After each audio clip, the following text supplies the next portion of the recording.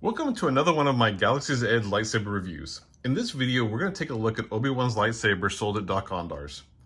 Reviewing Wikipedia, we find that Obi-Wan had 3 sabers that we know of. The first 2 are very similar, while the third incorporates a thin neck, which is something that Luke later copies for one of his sabers. The third one also does pull some features from the other 2 as well. This version sold at Dok-Ondar's is Obi-Wan's first lightsaber seen in Episode 1 of Phantom Menace, the one he loses during his battle with Darth Maul. It's similar to his master's Qui-Gon Jinn, copying some of the visuals. It seems like at some point during the movies, everyone was copying everyone's lightsaber to honor them and so forth. It seems like a common reoccurring theme. As far as this hilt goes, the first thing I noticed is the weight. It's light. I mean, it's super light. As in, it's off balance when you put the blade in light. I thought the batteries were missing. It's so light. It doesn't feel sturdy. It's so light. I think you get my point. This is a light lightsaber. That said, I do think it's a very screen accurate hilt. I think it's sized appropriately. It's not very thick. It doesn't have that big bulk to it. And it seems to be the right length. So as far as telling what saber it is, the emitter is how we determine that it's the first Obi-Wan lightsaber. The second one has pinnings both at the top and the bottom of the emitter, where this one only has greebles on the bottom.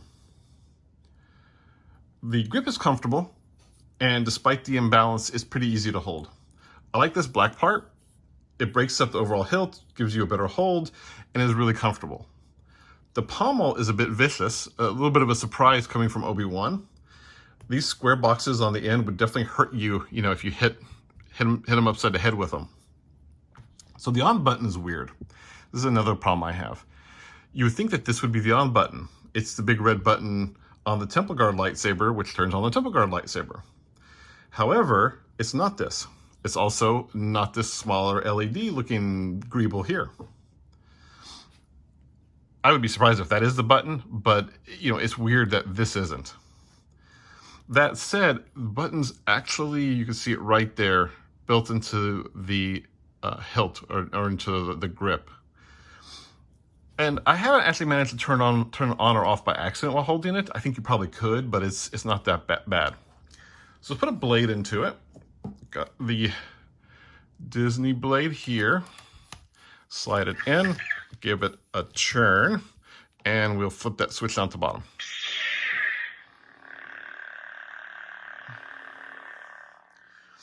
We do get a darker blue than the other blue sabers. It's not as bright. It's got a deeper quality blue to it. It does have good sound, but you see we're still getting that Galaxy's Edge lag. So we get good sound off the Galaxy's Edge sabers, but they're very laggy. We do get a flash on clash, but again, it seems to be kind of hit or miss. Ha ha ha. All right, we'll turn that off. Take the blade out. There we go. Set it aside. If you are a fan of Obi-Wan and want a good version of his saber, I think this is it. That said, I would like it more if it's heavier. It just feels too light for a $130 price tag.